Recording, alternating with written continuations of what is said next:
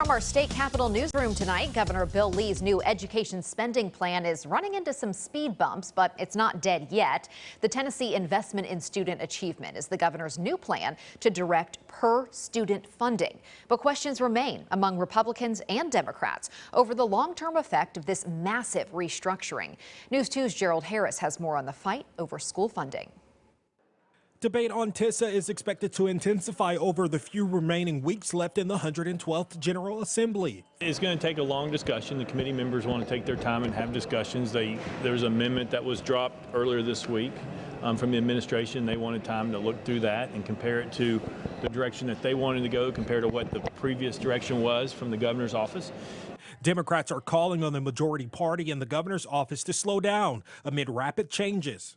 You know, some of the things Bill Lee's talking about and some of our colleagues across the aisle are talking about sound good, but they're not in the bill, and they're not funded in the bill, and they're not funded through any other channels. And there's concern among lawmakers that after the state reverts back to a 70-30 financial split where the state will pay 70% and local governments will match with 30% after 4 years, the local costs will increase, something the chairman of the Senate Finance Committee isn't seeing at this point. The department explained how the maintenance of effort or local contribution, that over time they will catch up, usually by about 2030 for most counties, but we're holding them harmless for the first 4 years, so I'm not as familiar with the fact that it will increase costs locally, so I'll just have to check that. But the Commissioner of Education seated in a committee hearing adding millions of dollars to a formula will increase sharing costs at some point.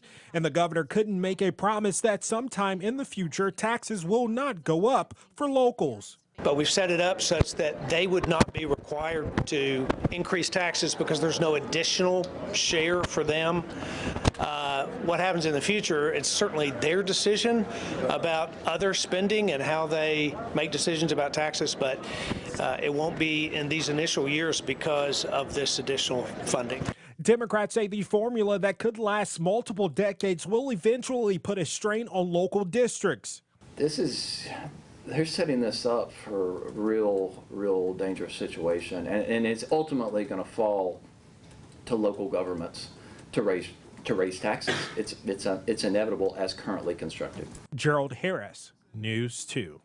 The Department of Education says under the current BEP formula, 25 districts would have to increase taxes if additional money is added there.